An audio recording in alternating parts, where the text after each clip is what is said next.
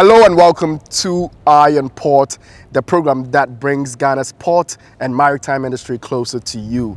This program is proudly brought to you by the Ghana Revenue Authority, Goyle Company Limited, Serene Insurance, Ghana Link and Meridian Port Services, MPS. This program is powered by the Ghana Ports and Harbours Authority, and our media partner is the Business and Financial Times. Viewers, the Ghana Shippers Authority has engaged clearing and forwarding agents on the rates to apply when charging for their services this year. As a result, we sat with representatives of both parties to know and understand these rates as well as other related issues.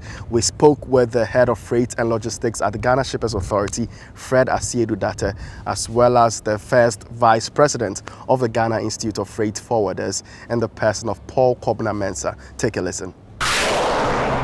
All right, let me come to Mr. Asiedu-Date and find out from you if you can walk us through some of the individual, goods or products that were negotiated under this particular, this current document that you have.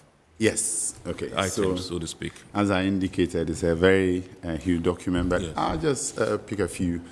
For instance, so if you take saloon cars, okay, if you take saloon cars, ordinarily, 2016, the charge that we agreed on was 567.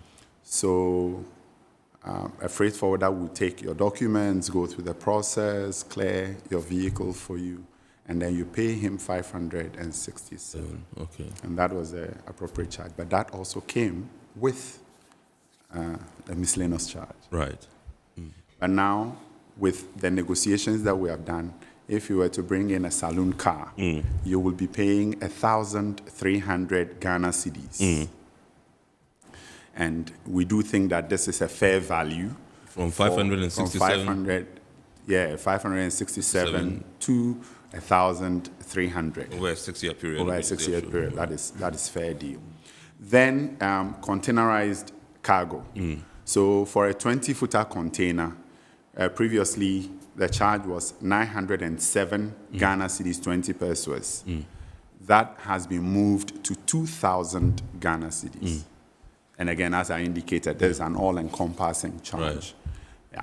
And then for 40-footer general cargo, you have 1,209 Ghana cedis, 60 pesos previously.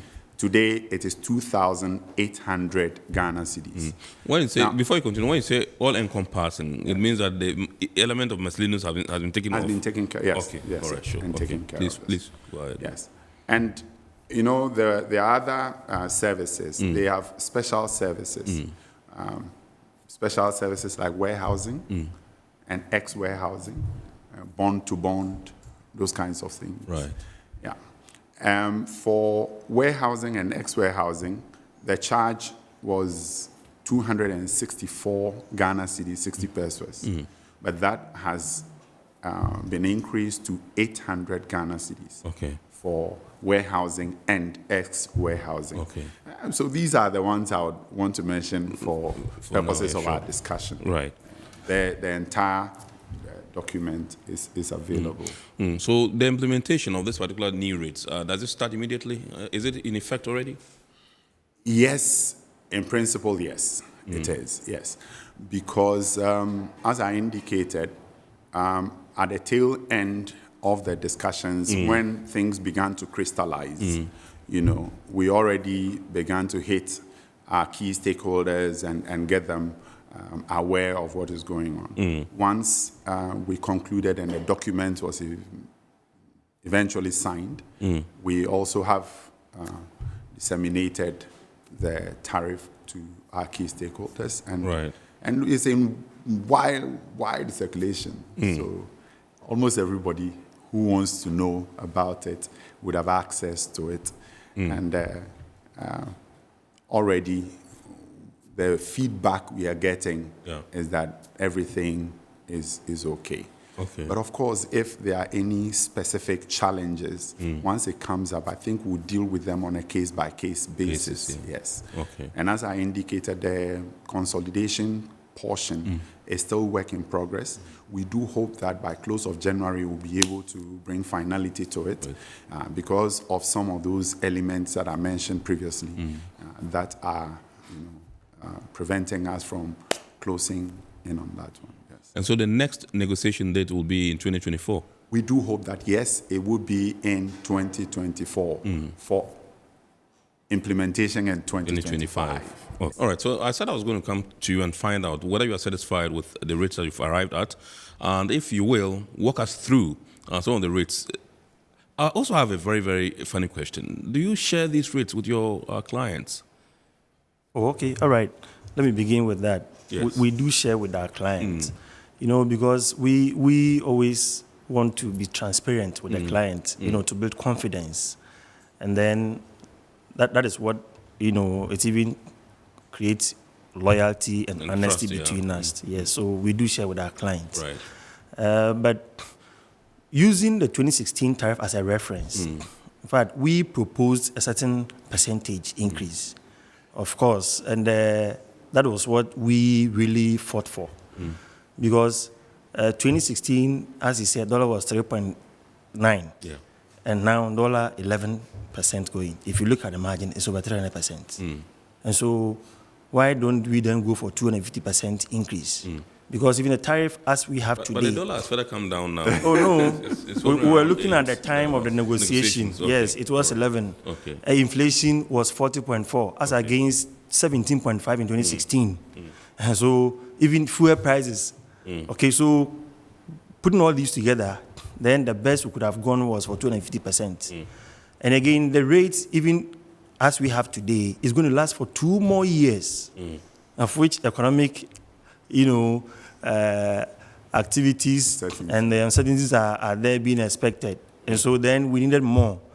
But I'm sure most shippers appreciate the kind of service we render.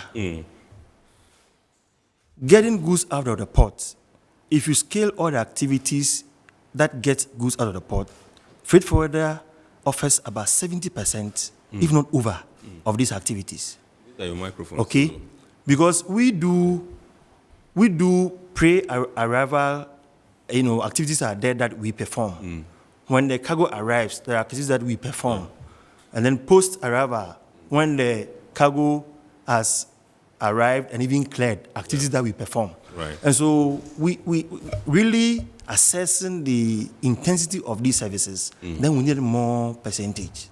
But then, as I said, there's an adage that where a place that gives you daily bread, you don't destroy the place. Or the golden hen that lays the golden eggs, obviously you cannot strangle or kill it. And so that's where we had engagement. There are a lot of disagreements. And I must say that this was most hectic negotiation process that really was subjected to. Okay. In 2016, we used only 2 days. Okay. I previewed to be part of the committee. We went with our tariff, we explained, some adjustments were made. The following day, phone calls were done to sort of conclude, and we were done. Okay. But this time, it took us 6 good months. Our first meeting was 4th of May, and we concluded in October. So it was very intense. But we understood the process that we need to get it right so that here we are giving answers to certain questions. We didn't know where we'll be again to give answers to such questions. And then my senior brother happened to be one of the freight forwarders. I think he was in it before joining authority. So he had a lot of experience. I see. I tell you, he had a lot of experience that whatever you say, he has answers as in to explain why. Because he wanted to really get value for that service. So in most cases, we had to put the negotiation on hold for him to send a team to report, engage shippers, come up with some findings. Then we come again to, okay, based on what I've gotten from the field, I think we should go this way or should go that way. But as I said, we are more closer to the shippers. We see what they go through. And we also know that they are very vital in our existence. And so, of course, we need to try as much as possible to compromise so that trade will go on and then our businesses will thrive. Let me find out from you, what was the highest percentage and what was the lowest in terms of the negotiations? Well, so far the highest we had was 110%. And so 110% from 2016 to 2022 and 2024, obviously, is woefully inadequate. And even now, we are having feedback from our members. But as I said, we've been explaining to them the need to compromise, that we hope for the better. Because when you have volumes, at least you can make some profit. So we're praying for volumes. And to get volumes, the shipper should be at a very positive place. Should have a conducive atmosphere to import so that volumes will come. But to be honest with you, if you look at the dollar to the cedi in 2016, the values in 2016 are even better than the values we're having now, even though the figure seems high. If you do calculations, you see that there's a decline of 5%, 20%, even up to 92% decline compared to the value of 2016. But as I said, we want the shipper to be comfortable to develop the business, then we can get the volumes and break even. Okay, I just want to find out from you, having negotiations for spanning like 6 months isn't a small thing. Were you satisfied with the process of the negotiations? We were satisfied because it's a legal mandate that the authority, has to do. And we need to give them the support. Because when we give them the support, then another stakeholder will also give them the support, which we're expecting them to do. And so, of course, we really understood the process. And as I said, transparency, honesty. We wanted to follow through so that our clients, our shippers, will say, oh, we even have, sort of passion or compassion. He talks about 6 months. And then, of course, if someone listening to this might think that, no, but that is way too long. I mean, so why would it take so long a time to do that? As I indicated, the document we are dealing with is a very comprehensive document. So, for instance, you are dealing with all of what happens in the airport.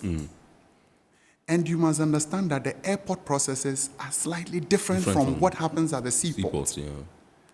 And so, while we are focusing on the seaport and dealing with all the other issues, the general cargoes, the various vehicles, and when we talk about vehicle categories, we are talking from even motorcycle to saloon car to SUV, to earth-moving equipment, and all of those things. You need to understand why, for instance, should we accept maybe a 250% jump from the figure? What is the process? What was the process? What has changed? Does that require this percentage jump? We needed to be meticulous and to ensure that, we get value for the Ghanaian shipper. All right, viewers, we hope this discussion has given you enough insight on the freight forwarding rates to be applied this year. Now let us take your comments and questions on this particular subject after we go on break, and we'll be back with more news. This comes from Kwame from Tema. He says, the man from Shippers Authority speaks well and has enlightened me a lot. They are really doing well with these negotiations. We need to commend them and give. Good evening. I would like to know from Mr. Asiedu Date what Shippers Authority is doing for importers with the high shipping line charges importers are being charged to pay. This comes from George Mensah. Hi George, the head of freight and logistics at the Ghana Shippers Authority said a series of engagements assessing these shipping line rates have been had, which has led to a report the authority has submitted to the Transport Ministry, awaiting some action, which he is optimistic about.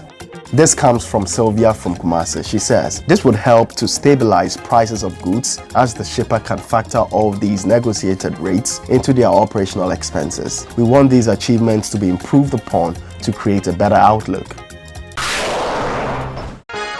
Every now and again, Goil makes good things happen. This time, Goil has introduced Super XP Ron 95, a higher grade fuel loaded with additives and yet sold at the same price as normal fuel. Go Super XP Ron 95 enhances engine performance like never before. It maintains the engine by keeping it clean from carbon deposits. Go Super XP Ron 95 is designed to burn slowly and thus improves fuel economy, making you save money after several kilometers. Gold Super XP ROM 95 gives you a smooth driving experience that is less vibrations. Fill up with Gold Super XP ROM 95. Now there's no need to pay more for any higher grade fuel. Goil has that sorted. Goil, good energy. Electricity, pay your taxes.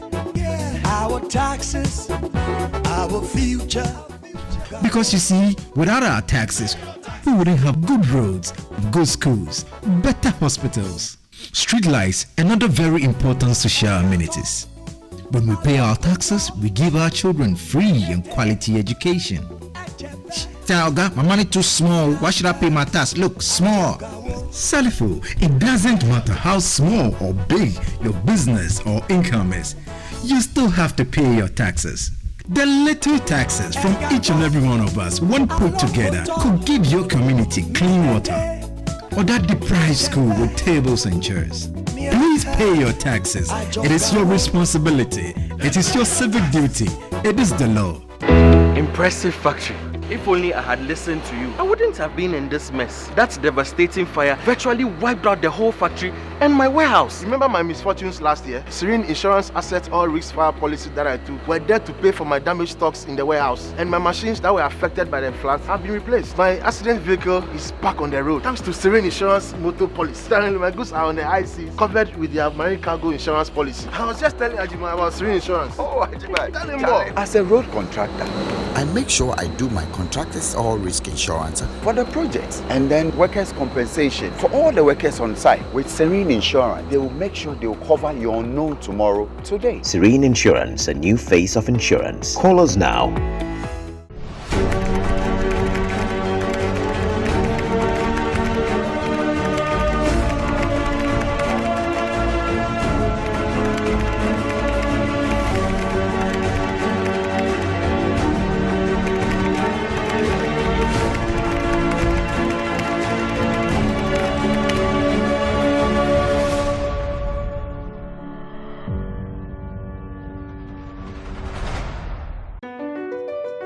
MPS Terminal 3 is Africa's new state-of-the-art container terminal at Tema Port. For manufacturers, agro-processors and traders, the new port means business can be done faster. This infrastructure boost will improve Ghana's port handling capacity, connect more trading routes, and oil the engine of growth for the economy, creating greater opportunities across all sectors as Africa's markets merge and become the largest trading bloc globally. MPS, we connect, you thrive. Welcome back. Now we are still in the New Year spirit, and the Director General of the Ghana Ports and Harbours Authority, Michael Luguje, has a message for you.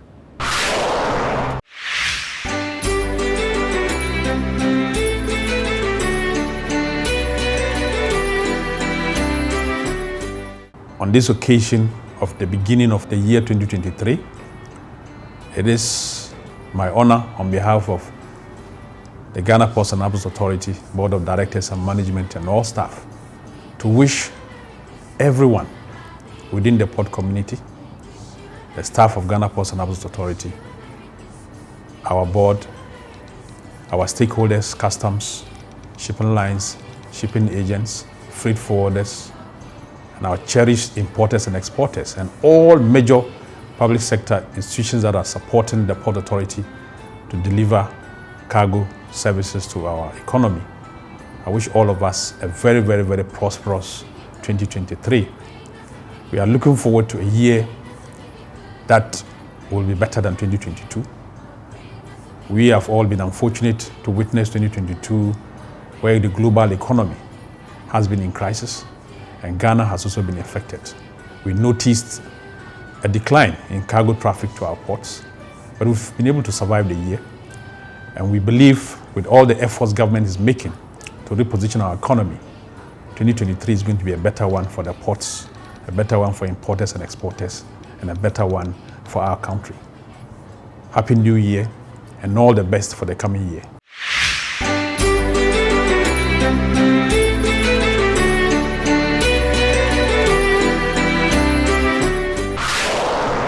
Now let us hear a few local news from Ghana's Shipping and Maritime Ministry.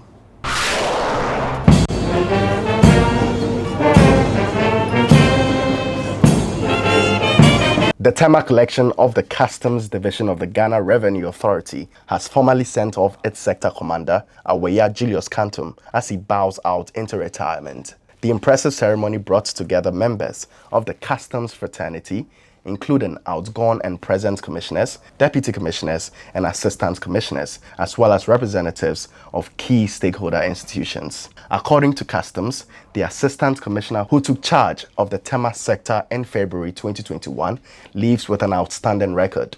Your meticulous vetting of documents on the ICOMS platform to establish the correctness of value, HS, and the origin of goods in line with WCO standards without compromising on trade facilitation was the guiding principle on your administration when you took over in February 2021.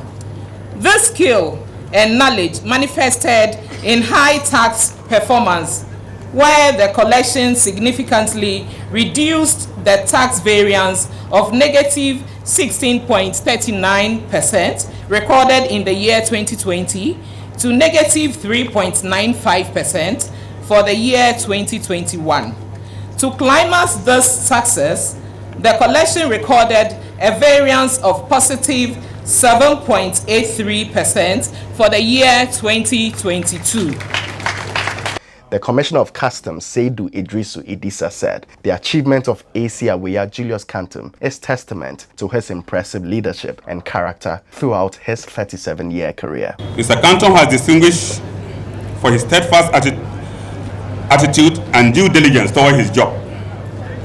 His attitude towards work is truly inspirational for those of you who have worked under him. And we hope the young do not only look at the inspiration he gave them, but copy from him. The outgoing sector commander, Aweya Julius Kantum, thanked his team for working assiduously with him to achieve the revenue and trade facilitation goals of the division for Mother Ghana. I'm particularly proud that I'm leaving GRA on a good note, as we in Tema collection have been able to exceed our annual target by 7.83% as at 31st December.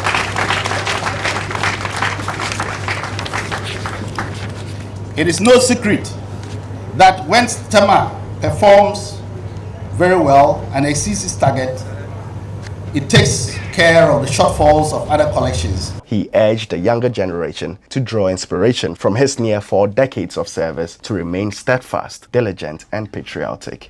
To the incoming sector commander, I wish you well. I'm very confident you will deliver on the mandate and even exceed expectations. Stay focused. Ignore the noise. You have a job to do. Aweya Julius Kantum has been succeeded by Assistant Commissioner Christiana Ajay, who previously served as Sector Commander of the Accra Collection.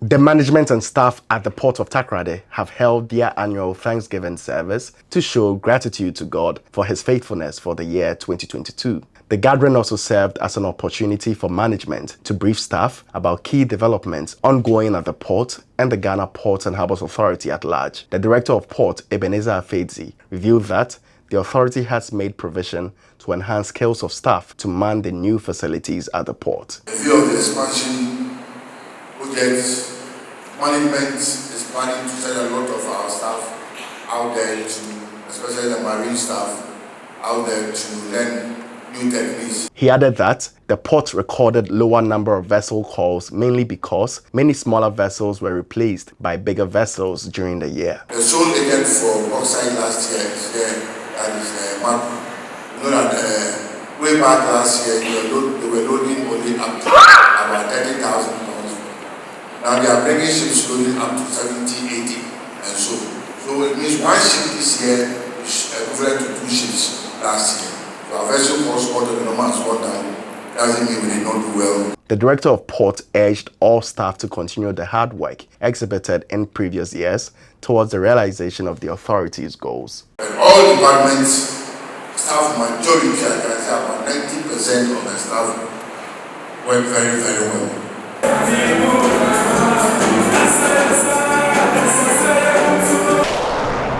It's time to take our lenses to the global stage and pick a few international port shipping maritime related news. Vessels calling at Israeli ports will need to burn marine fuels with a 0.10% maximum sulfur content under new regulations taking effect in February 2023. As informed, the Israeli government is enacting new regulations that will put in place measures similar to the EU directive for ships at berth. Accordingly, the limit for sulfur in fuel oil used on board ships while in all Israeli ports and all designated anchorage areas should not be more than 0.10 mass by mass. The new rules will enter force on February 2023. Some of the key ports in Israel include the port of Ashdod, Ashkelon, Hadera, Haifa, Jaffa, and Tel Aviv. The offshore oil and gas sector in Mexico's Bay of Campeche is a long-time hotspot for armed robbery, often linked to organized crime. Armed pirates boarded 2 offshore vessels in 2 days on the 28th and 29th, according to local media, leaving the crew unharmed but making off with valuable equipment. In the early hours of Thursday morning, a crew of 6 armed robbers boarded the AHTS spill response ship Bourbon Eleanor, operated by Bourbon's local subsidiary. They made off with self-contained breathing apparatus, tools, radios, and other gear in a small boat, according to Tribuna Campeche. The attack was reported to the Mexican authorities at about 2:45, and the Mexican Navy responded within several hours to take a report. The day before, a crew of pirates reportedly boarded the Bourbon Autobus, operated by the same firm. No further details on the boarding were available. Now for our word of the day segment, where we introduce words, jargons that we want you to get familiar with so that you can understand them as we use them in this industry. Today's word is manifest.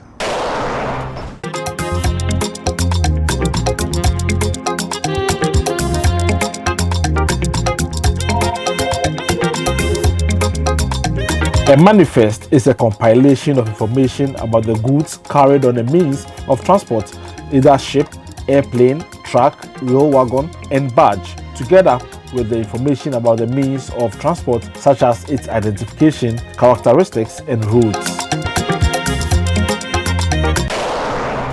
It's time for the schedule of vessels that have berth in the ports of Tema and Takoradi, as well as those at the anchorages of both ports and those expected in the coming weeks, plus the Bank of Ghana exchange rates, which you may need to know to clear your cargo with.